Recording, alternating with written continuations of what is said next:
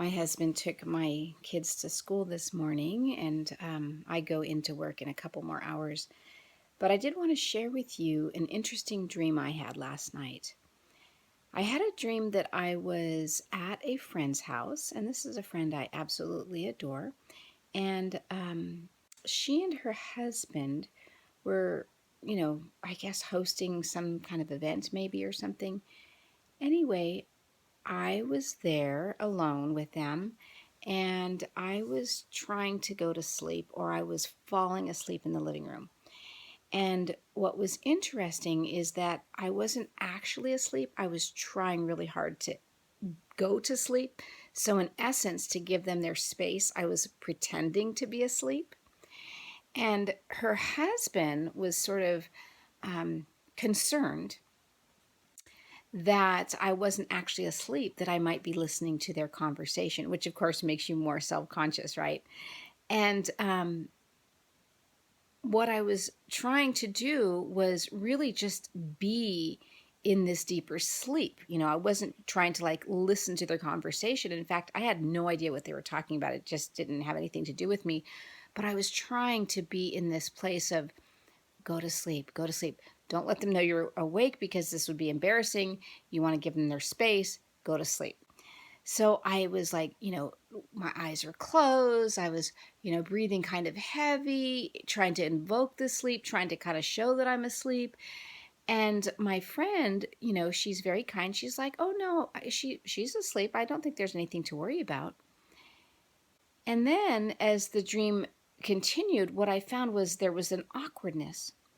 The awkwardness came in me trying to still like go into the sleep so I can benefit, whatever they needed from me to be asleep, and that I could just kind of like get out of this awkward, embarrassing place of not actually being asleep. And in the meantime, I was tossing and turning and trying to, get comfortable. And so that in some way indicated that I might not be asleep, because as we know, that when someone is really out, a lot of times they may not move so much, right? But when they aren't quite asleep, they're doing a lot more tossing and turning.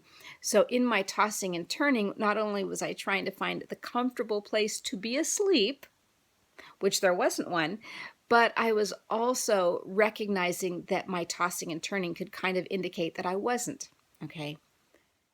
What's interesting is that it feels very parallel to my life many times. That in order to not make others uncomfortable, I have to somehow act as if I'm asleep, or kind of go to sleep or pretend like I'm asleep to kind of disassociate from what's going on, so that it doesn't make them uncomfortable, and it also doesn't make me uncomfortable. Because as I said at the beginning part of the dream, which was they were trying to have a conversation or trying to talk about something that might be private or something, and I actually didn't care, but I just was recognizing the discomfort in that. The other thing that I notice is that this, husband represents, let's say, the masculine energy, the one that wants to kind of control the whole environment so that it feels safe, right? And being suspicious of somebody who's not asleep in the room, right? And then was my friend, who is, more of the feminine nature, which was really looking at this from a very trusting perspective, saying, I think she's asleep. She says she's asleep. And her approach was also kind of like, I don't think it really matters. There's nothing for us to hide. Well, later in the dream, as I started to really get into this like stance and this state of being almost asleep, I actually got into that in between state where I was sort of asleep and sort of not asleep, but I had done it in such a way that it was so almost like hypnotic, that I actually in the dream was like, my mouth was open and I was drooling, right? Because that would really indicate that I was asleep, because when you're drooling, you are out, right? So I was in this sort of semi-conscious place of like, okay, I think I got this pretending to be asleep down, and now I'm like drooling, And I'm almost like even fooling myself. Isn't this interesting? Right? So, of course, my friend noted, oh, look, she's even drooling, and then started feeling sorry for me. And what made it even funnier is somehow little ants, I guess, were attracted to my drool and coming towards my mouth. So now in the dream, I'm drooling. I got ants who want to go in my mouth. And of course, ants can taste like, you've eaten something that's burning you. And so then I'm like, okay, so now what do I do? I'm going to blow my cover if I spit out the ants, right? But then I'm laying there thinking, okay, so if I let the ants do this is disgusting. And secondly, anybody who had a shitty taste of ants in their mouth would wake up, right? So in the dream, I jumped awake, right? Like, wiping my mouth. And it was very realistic.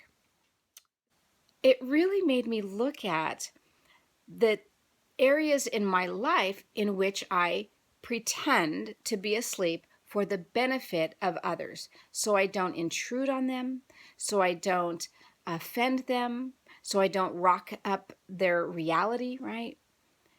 And in doing so, go into this sort of, semi conscious state in which I'm neither awake nor asleep. And what benefit is that? What is the benefit of me laying there pretending to be asleep while ants are crawling in my mouth? Really?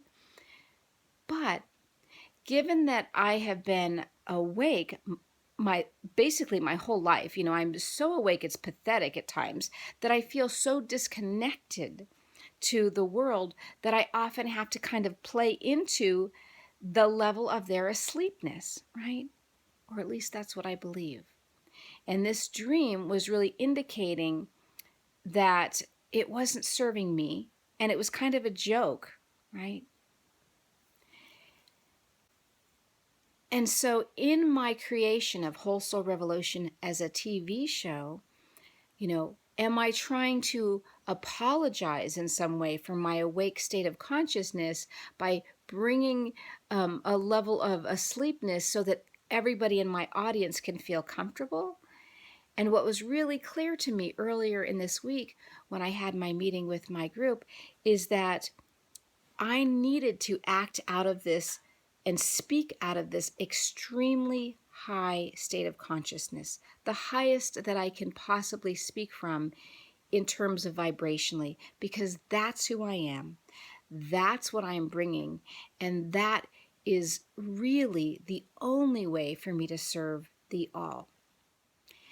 I'll summarize this, which is an interesting picture. Many years ago, I had gone to, it was a workshop. And for me, it was maybe a level 2 or 3 or something in an organization that taught me how to access the Akashic Records. So I was amongst people who were accessing the Akashic Records. And one of the exercises was to look at something very, neutral maybe, or profound, I don't know. And it was something like, access the records of beingness and let's all share what we got. And so the group went around and shared, insights. And then it was my turn and I shared what I was getting. And thankfully, I had a friend with me. It was a 2-day workshop. And my friend who, loves me, who can hear me, who could see me, was able to witness this. As I was speaking, it was if the group was offended by what I was saying. And there was almost this sense of, why are you saying that?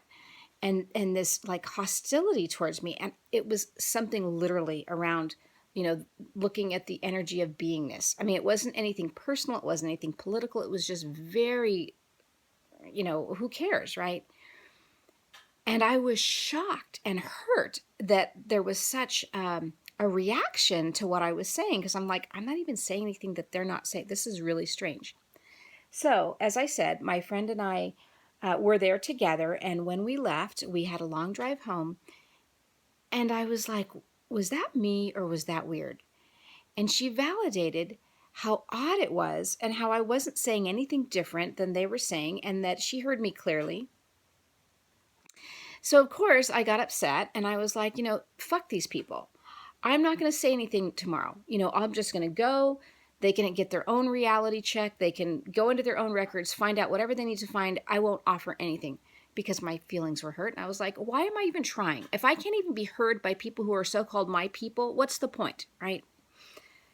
So the next day we went back, and of course I'm like this. And we all, went through some more exercises. And then some other question came up. And of course I'm like, okay, all right, I'll say something. So I don't know what I did, if I went into my heart or what it was, but I calmed down and I started to speak. And essentially, I said the exact same thing I had said the day before. This time, they heard me and they were like, oh, and really took in the information. Now, this was really strange. Again, my friend was with me. Well, here's the nice thing. We went out to lunch with these people. And during lunch, when everything was said and done, and, we were kind of just in this casual place, one of the women said to me, when you were speaking yesterday, I saw these very tall beings behind you, and they were holding what looked like some kind of cap over your head, some kind of helmet, and they were channeling all this information to you. But as it was coming through your words and as you were speaking it, it felt like lasers hitting me. It was physically painful. And I thought, wow, that's weird. And what I recognized is that what shifted likely between day one and day two was that day one, I was simply allowing the information to come through me clearly and, let's say, unfiltered, and that was probably painful because the vibration was so sharp that it was breaking up not just their reality, but breaking up something in their system. The next day, even though I was kind of like, at first, when I decided to speak the second time, I really brought in this neutrality and this filter of love. I was going to try one more time out of love and service, I guess. And they heard me. And so, of course, on the drive home with my friend, she was also going, wow. And I said, did I say anything different than I said yesterday? And she said, no. And what I really saw was that when I work one-on-one with my clients, the very first thing I usually ask them is for them to open their heart to me, and that I take the time to open my heart to them. And that becomes that buffer, that neutral, loving space that allows whatever frequency I bring through to come through the filter of love. So my intention, as I collapse time, as I bring through my true vibration, my true self, my words, as high or odd or sharp as they may be, or refined, whatever you want to use the word as, or maybe it doesn't even feel anything different to you. But as I do, my intention is to bring it through with love, so that that acts as a filter, so that whatever I say won't be hurtful, right? Because that is never my intention. And what I want to offer you is to be empowered to take what you like. If it resonates, great. And if it doesn't, just go, that doesn't serve me. That doesn't serve me. It's not resonating. It's not working for me. And just toss it aside, plain and simple. Anyway, the dream was clear that I don't need to pretend to be asleep. I don't need to try to make others comfortable by acting as if I am asleep. And I certainly don't need to have ants crawling in my mouth or anything else humanly unpleasant to, wake me up from my pretend stupor. And so I won't be doing that, at least not consciously. When I looked into the meaning of ant, which I use medicine cards, and looked it up and found that two of the energies that ant represents are self-sacrifice and patience. This very much relates to this idea of staying asleep for others, for the masses, in that, one, if I have been doing this for lifetimes, then obviously I have patience.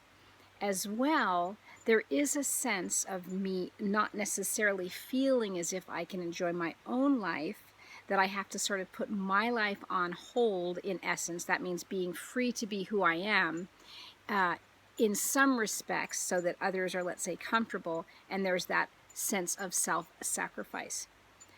But more than my story and my dream, I'd like to ask you, what is it that you do to sort of stay hidden?